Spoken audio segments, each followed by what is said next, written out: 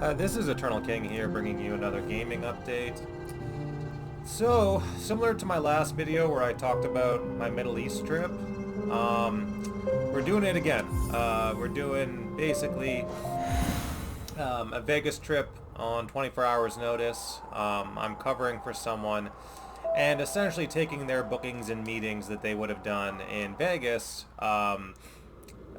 in a short kind of notice situation. No, I don't have too many details beyond that. There's going to be a trade show.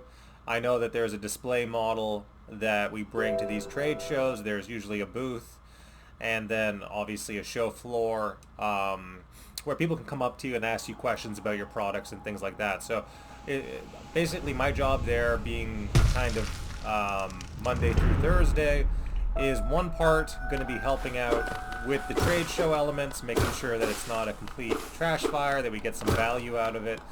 And then the other part of my job will be doing these meetings or these bookings that I'll be covering for, right? So in my mind, it's a pretty straightforward situation where you have, best laid plans of mice and men, and then at the end of the day, someone has to step in and cover and help out with the actual work that needs doing. A lot of people would have said no. I basically got the message on a Saturday morning at 7 a.m. that this was happening. No other indication or involvement beyond that, and now I'm on a plane by Sunday afternoon.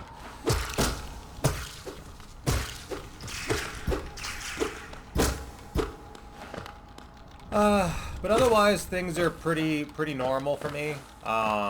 It's just, normal office stress with the job, travel stress, short notice stress, not being involved in the necessary conversations when they involve me. Not just involve me, but I would argue cannot occur without me. It's just typical office stuff.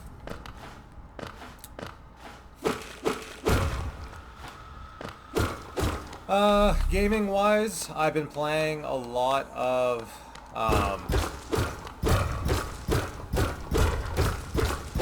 just try to get through this wall here.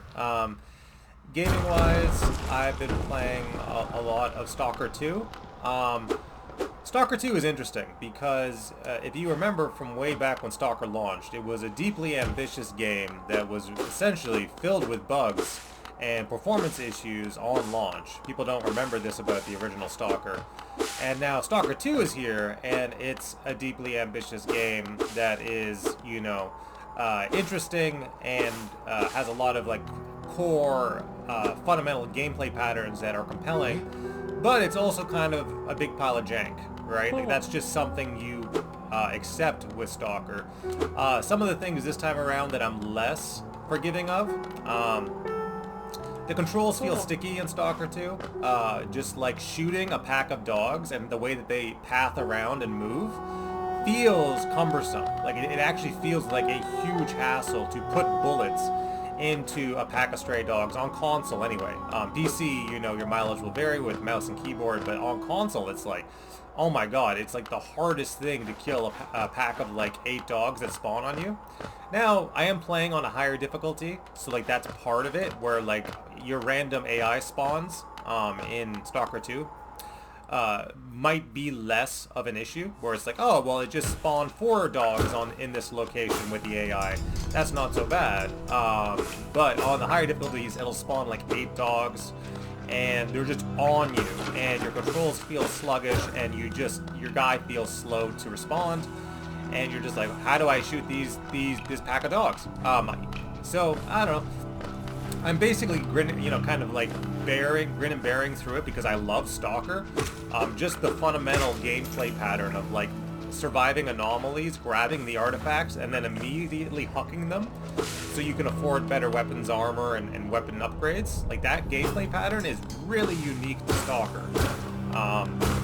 There is no other game that I can think of where essentially everything in your inventory is kind of useless.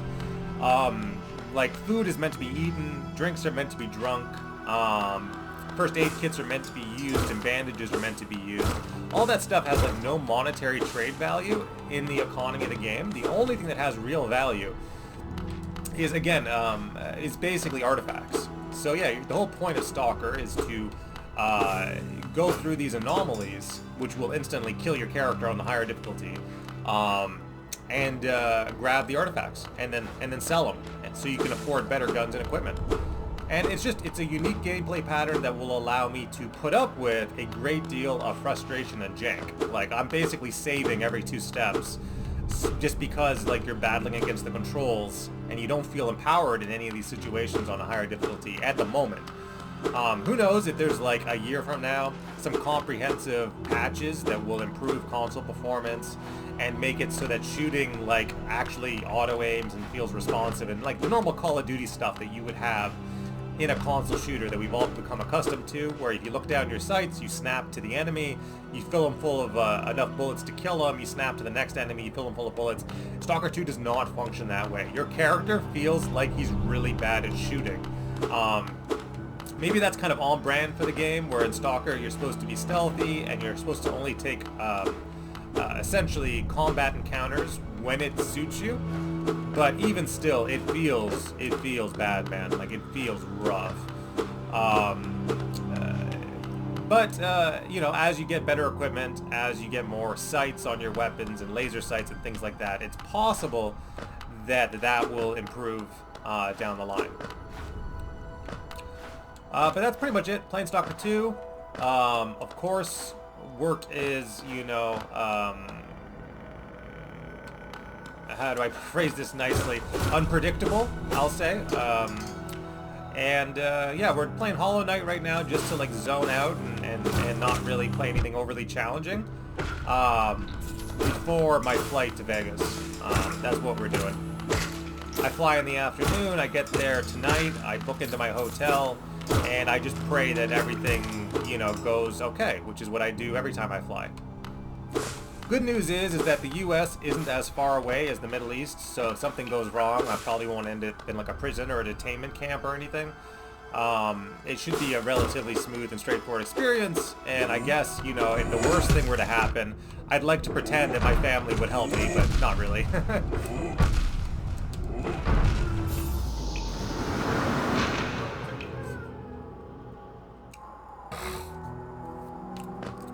Yeah. So that's pretty much it, and that's my update for today.